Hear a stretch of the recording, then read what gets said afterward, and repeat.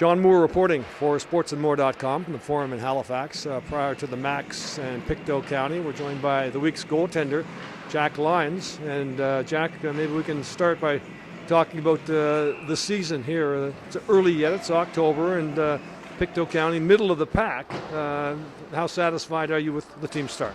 We had a really good start so far. A lot of young guys stepped up earlier in the midget careers, and we're in a pretty good spot, and hopefully we can keep it going. Second year with the week's program. How has it changed for you? Obviously a year under your belt, but do you feel your role is going to change this year? Yeah, for sure. Last year I was sitting back a little bit. I was learning a lot. There was a lot of third years on our team, and now there's younger guys looking up to us, and we have to be leaders for them. So that definitely changed that way. Jack's, first off, as a person, Jack's an unbelievable teammate. I remember kind of, when I got the job this summer, talking to the returning players and getting obviously I was here last year and whatnot, but I was getting their opinion on, returning guys and guys within the organization and what they thought of people. And they listed, and I heard this a few times, they listed Jack as someone that he makes everybody around him better. He makes the dressing room better. He's just a guy that, so positive, very, very, soft-spoken, but just a guy that his work ethic and his attention to details and just being a good teammate is something that just pulls everybody towards him. In the net, you're not going to find a bigger competitor than Jack. He's always doing something, prepare himself for games and practices. He's just always looking for that extra edge. I want to take you back to what had to be a pretty difficult moment, Canada Games tryouts. What player doesn't want to play for his province? You were the last goaltender cut. Tell me how you felt at the time and how you've reacted to it. Well, it was definitely a disappointing moment for sure. It was a long process, and everybody was fighting for a spot, and we know that not everybody can make the team. They have to make those decisions.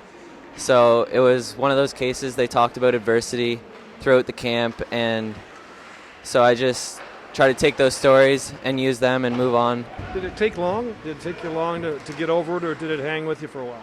Yeah, it hung with me for a little while. It was a major speed bump in the road, but I had a lot of supporters behind me, good teammates, family, friends, and they helped me get through it. Obviously, when anything like that, when you come that close to making a team of that caliber, I mean that's a huge step and a huge opportunity.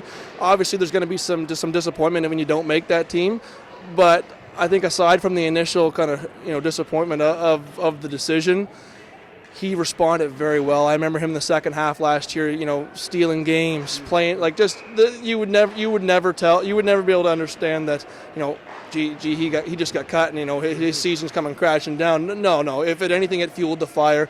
He came back, like I said, always positive, never a negative comment when things could have went downhill for him, and he could have used that as kind of a crutch for him. No, not a chance. Jack was very, very positive. Like I said, he went into games and battled even harder than he normally does. Stole games. All right, this season, I'm assuming you're a better goalie than you were last year. Tell me why you think you are a better goaltender this year. Through the summer, I did a lot of training, off ice and on ice. That definitely, I think, transferred into my game. I think I've gotten mentally stronger too. Just having the year under my belt definitely helps. Have you given the thought as to what your path, what your options are?